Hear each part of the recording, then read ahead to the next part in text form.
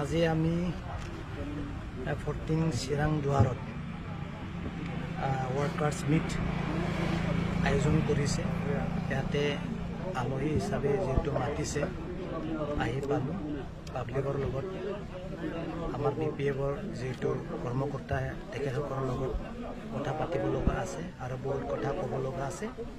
তাৰ কাৰণে এই যে আছাবাৰী এই VCDC প্ৰাইমাৰী আণ্ডাৰত আমি কথা পাতিবলৈ আমি সাজু হৈছোঁ। চিৰাংদুৱাৰ এটা BPF-ৰ দুৰ্গ বুলি ক'ব লাগিব। বিগত সময়ৰ পৰা যোৱা BTC নিৰ্বাচনলৈ খাম্পা বৰগোহাঞিৰ আণ্ডাৰত আছিল, কিন্তু খাম্পা বৰগোহাঞি এজন প্ৰতিষ্ঠাপক BPF কৰ্মী, একেতে UPPL-ত যোগদান কৰিলে। এই বিষয়ে কিবা আঘাত হ'ব বুলি ভাবে নেকি?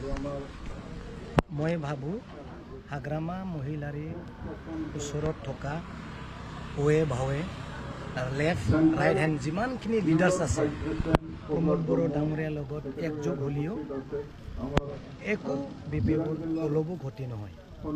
আৰু যিবিলাক প্ৰমোদ বড়ো ডাঙৰীয়াৰ লগত একযোগ হ'বলৈ গৈছে তেখেতসকলক লৈ যোৱাৰ পাছতো একো লাভ নহ'ব। কাৰণ কি লাভ নহ'ব? প্ৰমোদ বড়ো ডাঙৰীয়াৰ UPPL ৰাজনৈতিক দল এই বালুৰ মাটিৰ ওপৰতহে ফাউণ্ডেশ্যন। তেখেতৰ যিটো বিঠা বালুৰ ওপৰতহে বিঠা। বানপানী আহিলে তেখেতৰ এই যিটো বনোৱা ফাউণ্ডেশ্যন ভাঙি পেলাই লৈ যাব পানী। এক্সাম্পল হিচাপে যোৱা MP ইলেকশ্যনত আমাৰ এই মাননীয় এই লৰেন্স ইছলাহাৰী এই প্ৰমোদ বড়ো ডাঙৰীয়াৰ ৰাইট হেণ্ড আছিল। তেখেতৰ সমষ্টিত কোনে জিকিছে MP ইলেকশ্যনত? MLA চেগমেণ্টত হাগ্ৰামা মহিলাৰ BPF দলে জিকিছে। জিকিছে কাৰ চৰকাৰ?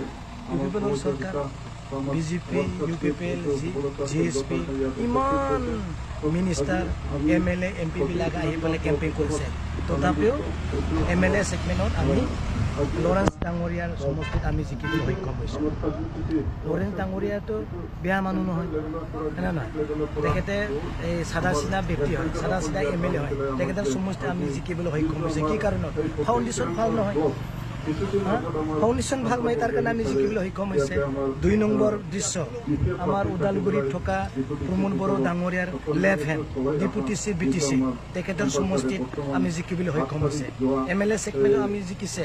তেখেতৰ কোটি পইচা আছে, বহুত ষ্ট্ৰং তেখেতসকলে গভৰ্ণমেণ্ট কৰি আছে।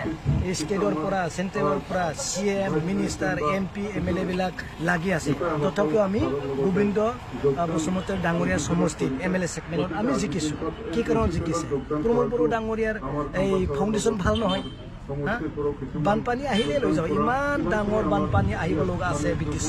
এই অলপ বানপানীত যদি গুচি যায় এই সময় আহিলে কি হ'ব? তাৰ কাৰণে আমি কৈছোঁ এই BTCক বচাবৰ কাৰণে আমি লাগি আছোঁ।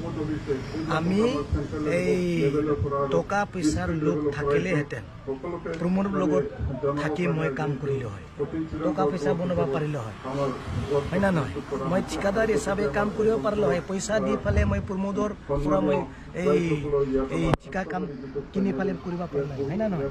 কিন্তু আমাৰ লোক নাই। BTC বাচাব লাগিব, ইয়াৰ পিছত গোটেই হৈ যাব। এই মই কৈছোঁ কোনো লাভ নহ'ব।